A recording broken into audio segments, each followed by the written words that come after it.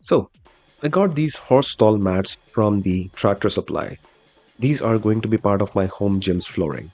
One mat weighs around 100 lbs, and moving them is real pain. I used this technique and it did work pretty well for me. I rolled the mat in place. It was difficult for the first couple of mats, but then I got a hang of it, and you will too.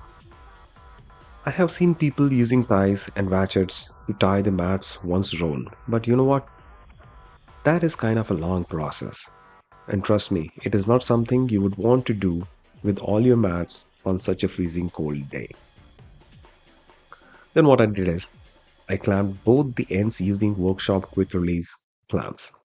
I got these little handy dandy clamps from Harbor Freight Tools, and they are pretty useful in my workshop. I'll share the link in the description.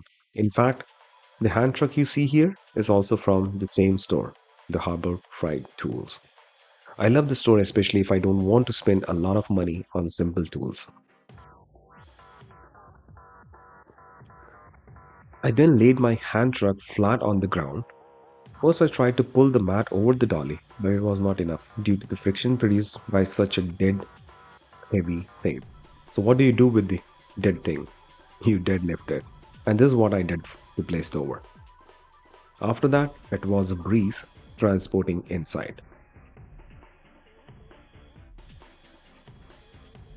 Hope this short video helps you too. Enjoy. Bye bye.